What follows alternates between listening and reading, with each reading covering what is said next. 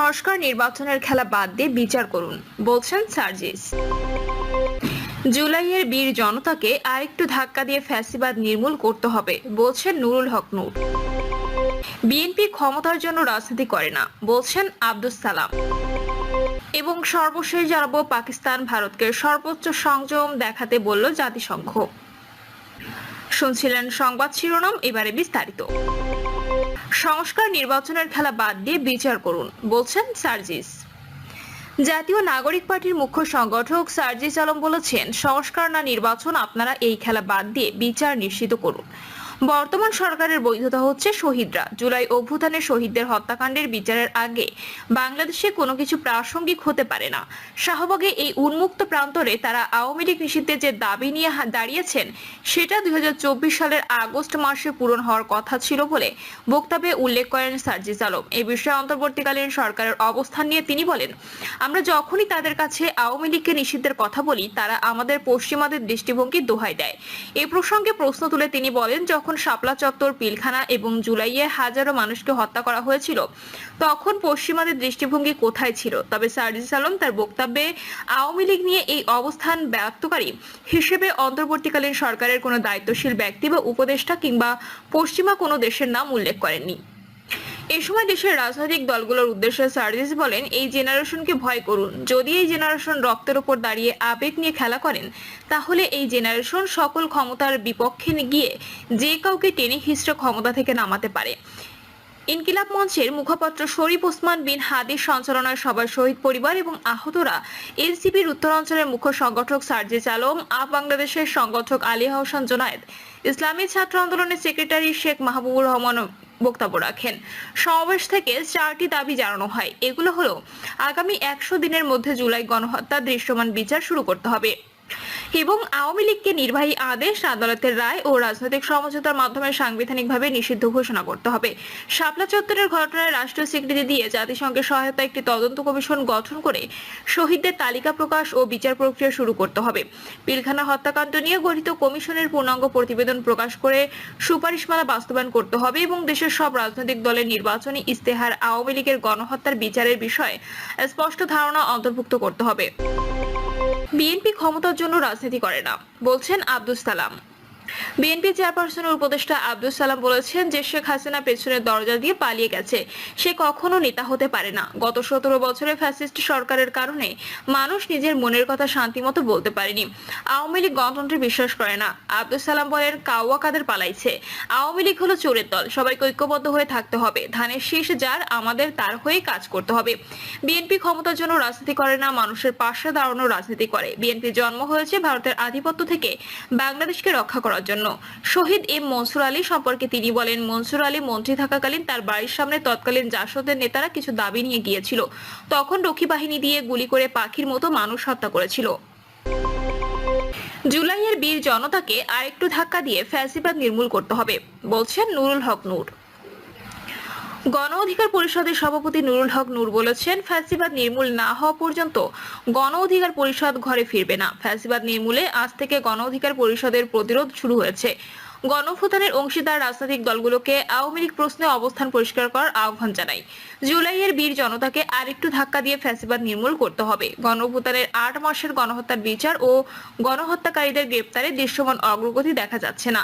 গণঅভ্যুত্থান পরবর্তী সময়ে রাজনৈতিক দলগুলো নিজেদের সুযোগ সুবিধা নিশ্চিত ও আধিপত্য কায়েমে ব্যস্ত হয়ে গেছে, যে কারণে আওয়ামী ফ্যাসিবাদীরা রাজপথে নেমে হুঙ্কা দিয়েছে। জুলাই বিপ্লবের পর দলগুলো নিজেদের সমীকরণ মেলাতে ব্যস্ত হয়ে পড়েছে, যে কারণে অভ্যুত্থানের 8 মাস পার হলেও নিরীহ ছাত্র জনতার উপর যারা হামলা চালিয়েছে, গুলি চালিয়েছে, তাদের বিচার করা সম্ভব হয়নি। প্রশাসন আগের মতো দলবাজি শুরু করছে। 2-1টি দলের সঙ্গে সখ্যতা গড়ে তাদের কাজ চালাতে চাইছে। প্রশাসনের উদ্দেশ্যে বলতে চাই, যারা দলবাজি করবে তাদের পরিণতি হারুন বেনজিরদের মতো হবে। তিনি বলেন, সড়ক পরিবহন, কলকারখানা, ব্যবসা প্রতিষ্ঠান, বিভিন্ন এলাকায় এখনো চাঁদাবাজি, দখলবাজি চলছে। কিশোর গ্যাং, মাদক ব্যবসায়ী সহ অপরাধীদের রাজনৈতিক নেতারা শেল্টার দিচ্ছে। জনগণ এগুলো পছন্দ করছে না। এদের বিরুদ্ধে জনগণকে নিয়ে প্রতিরোধ গড়ে তুলতে হবে। এদেশে বিভিন্ন গণতান্ত্রিক আন্দোলন, সংগ্রাম, অধিকার আদায়ে সাধারণ শ্রমজীবী মানুষ, কৃষক, শ্রমিক জীবন দেয়, আর সুযোগ সুবিধা ভোগ ভাওতাবাজ ও ভণ্ড নেতারা ওপরতলার কিছু লোকেরা। তাই সাধারণ এখন নেতৃত্ব এগিয়ে আসতে হবে। স্বৈরতান্ত্রিক ফ্যাসিস্ট রাষ্ট্রের সংস্কার করে গণতান্ত্রিক ও মানবিক রাষ্ট্র গড়ে তুলতে হবে। নুরুল হক নূর বলেন, ফ্যাসিবাদ নির্মূল না হওয়া পর্যন্ত গণ অধিকার পরিষদ ঘরে ফিরবে না। ফ্যাসিবাদ নির্মূলে আজ থেকে গণ অধিকার পরিষদের প্রতিরোধ শুরু হয়েছে। গণ অভ্যুত্থানের অংশীদার রাজনৈতিক দলগুলোকে আওয়ামী লীগ প্রশ্নে অবস্থান পরিষ্কার করার আহ্বান জানাই। জুলাইয়ের বীর জনতাকে আরেকটু ধাক্কা দিয়ে ফ্যাসিবাদ নির্মূল করতে হবে। বাংলাদেশ থেকে ফ্যাসিবাদকে চিরতরে উৎখাত করতে জুলাই আন্দোলনের সব অংশীজনকে একত্রে কাজ করার আহ্বান জানাই। তিনি আরো বলেন, জুলাই গণ অভ্যুত্থানে আহতের সুচিকিৎসা ও ক্ষতিপূরণ নিয়েও রাজনীতি চলছে, যা মোটেও কাম্য নয়। বর্তমানে রাজনৈতিক ঐক্য গড়ে তুলে দেশের সংস্কার প্রয়োজন বলেই সরকারের বিরুদ্ধে গণ অধিকার পরিষদ কোনো জোরালো বক্তব্য দেয়নি। তবে আহতদের সুচিকিৎসা ও ক্ষতিগ্রস্তদের ক্ষতিপূরণ না দিয়ে নিজেদের ইচ্ছে মতো রাষ্ট্র পরিচালনা করলে তা মেনে নেওয়া হবে না। জুলাই গণঅভ্যুত্থানে যারা অংশ নিয়েছে, যারা ফ্যাসিবাদ হটাতে সক্রিয় ছিলেন, আগামী বাংলাদেশে নেতৃত্ব দিতে তাদের প্রস্তুত হওয়ারও আহ্বান জানান তিনি। পাকিস্তান ভারতকে সর্বোচ্চ সংযম দেখাতে বলল জাতিসংঘ।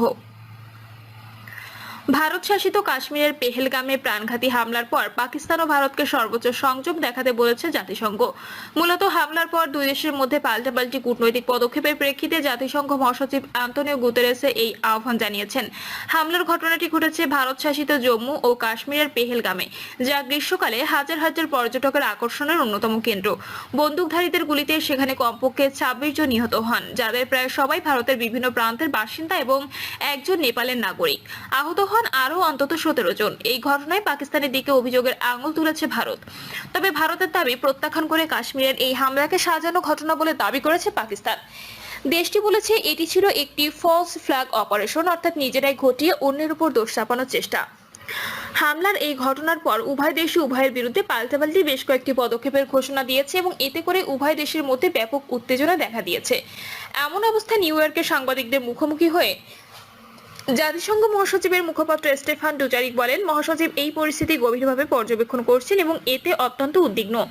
আমরা ভারত ও পাকিস্তান উভয় দেশের সরকারকে সংযম বজায় রাখার জন্য জোরালোভাবে আহ্বান জানাচ্ছি, যেন পরিস্থিতি আরো খারাপের দিকে না যায়। এক প্রশ্নের উত্তরে তিনি জানান, মহাসচিব এখনো পর্যন্ত পাকিস্তান বা ভারতের শীর্ষ নেতৃত্বের সঙ্গে সরাসরি যোগাযোগ করেননি। ডুজারিক আরো বলেন, আমাদের বিশ্বাস পাকিস্তান ও ভারতের মধ্যকার যে কোনো সমস্যা শান্তিপূর্ণভাবে এবং পারস্পরিক আলোচনার মাধ্যমে সমাধান হওয়া উচিত।